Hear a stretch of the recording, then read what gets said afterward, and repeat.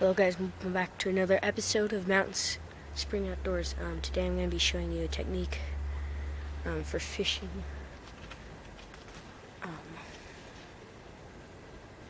a fly like this with a normal, just like cheap, maybe Walmart rod. Here, let me show you. So,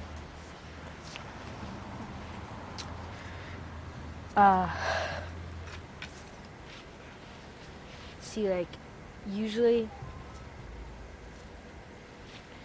can't do much better than that. Like, maybe a foot, maybe a few feet with a normal rod, because fly rods can be very expensive. But I'm going to show you. So I have a fly here that likes to get stuck in my arm, and it also floats. So I don't know what those are called, like the opposite of dry fly or something. Yeah, who knows? Actually, dry fly might be the one that floats. I don't know. Leave a comment down below if you guys know. As you can tell, I don't do very much fly fishing. But I'm going to a river, so a fly will come in handy. So I let out some nice line like this. Grab it, pull it tight, and then what I want to do is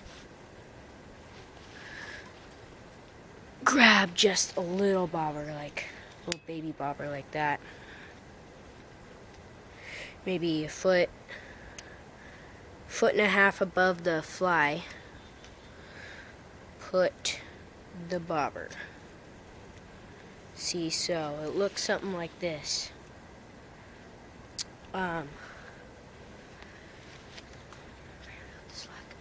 You'll notice that the line above the bobber is tight and the line below the bobber is slack. That means that the bobber is a significant amount of weight, so it's like a good amount of weight. Which in say means if I cast, you can cast a lot farther. Like that cast right there would have been like halfway across my river. Yeah, you can do a lot better casts. But that's for if your fly floats. If your fly is a sinking fly, like opposite, is not intended to float, I'll show you guys a technique also for this.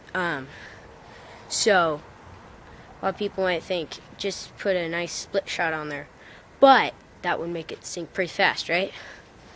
So what you do is, I got 3 little split shots. So here's a good distance from the fly.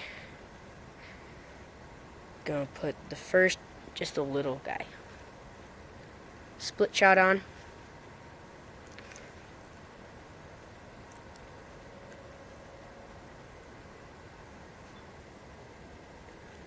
Make sure that you pinch it down tight so that it will stay there. And then you grab the second one.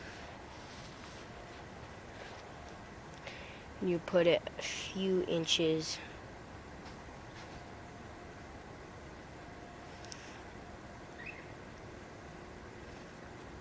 up the line. And then you go a few more inches up and